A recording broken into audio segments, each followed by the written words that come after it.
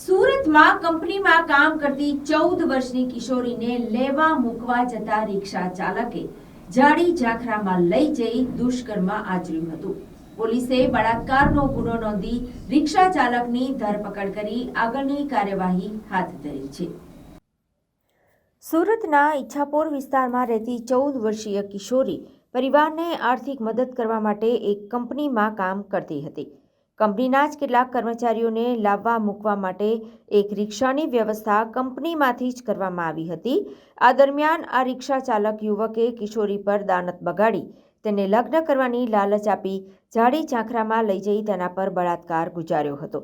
બનાવને પગલે કિશોરીએ ઘરે સઘળી હકીકત જણાવતા પરિવારના સભ્યોએ ઈચ્છાપોર પોલીસ મથકમાં રિક્ષા ચાલક સામે પોલીસ ફરિયાદ નોંધાવતા પોલીસે બળાત્કારનો ગુનો નોંધી રિક્ષા ચાલકની ધરપકડ કરી આગળની કાર્યવાહી હાથ ધરી છે.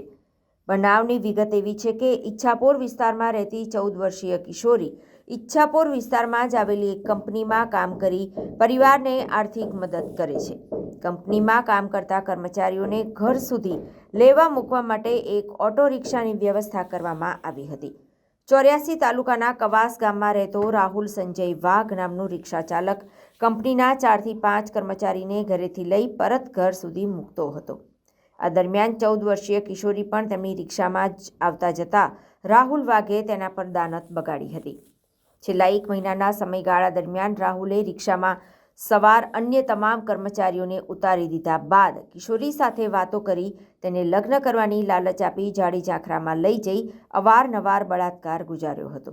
જેથી આખરે ભોગ બનનાર કિશોરીએ પરિવારને સઘળી હકીકત જણાવતા તેઓએ ઈચ્છાપોર પોલીસ મથકમાં રાહુલ વાઘ સામે ફરિયાદ નોંધાવી છે. પોલીસે કિશોરીની બહેનની ફરિયાદ લઈ રાહુલ વાઘ સામે બળાત્કારનો ગુનો દાખલ કરી કાયદેસરની કાર્યવાહી હાથ ધરી છે.